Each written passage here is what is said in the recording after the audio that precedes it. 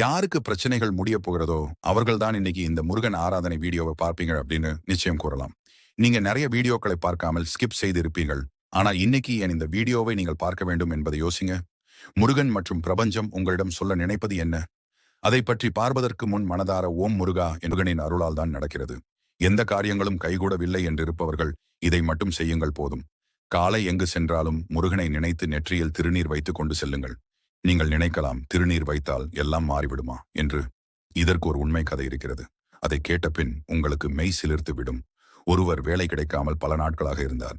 இவரின் சகோதரி திருநீரை நெற்றியில் பூச சொல்லும் போது அவர் கிண்டலாக பதில் சொல்லியிருக்கிறார்கள், இதை பூசி கொண்டு போனால் மட்டுமெல்லாம் நடந்துவிடப் போகிறதா என்று. ஆனால் அவளோ அவனது நெற்றியில் விபூதியை வைத்து விடுகிறாள். போகும் வழியில் ஒரு காரின் முன்பு இவர் தெரியாமல் போய் விழுகிறார். அந்த கார் ஓட்டி கொண்டு வந்தவர் இவரை பார்த்துவிட்டு சென்ற பின் அவருக்கு பல வருடங்களாக முடியாத சொத்து வழக்கு முடிந்து அவரின் அனைத்து சொத்துக்களையும் மீட்டெடுக்கிறார். பிறகு அதே பையனை இவர் மறுநாள் பார்க்கும் போது வந்து பணம் கொடுக்கிறார்.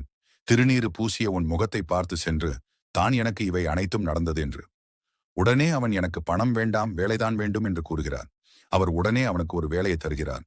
அவர் அவனுக்கு கூறுகிறார், இனி என்னுடன் இருக்கலாம், ஆனால் தினமும் நீ நெற்றி நிறைய திருநீருடன் தான் இருக்க வேண்டும், அது இல்லாமல் நீ இருக்கக்கூடாது என்று. முருகனை மனதார நினைத்து வேண்டி தினமும் திருநீர் வைத்தால் நீங்கள் நினைத்த அனைத்தும் நடந்தே தீரும். இதற்கு எடுத்துக்காட்டுதான் இந்த அழகான பாடல் திருநீர்.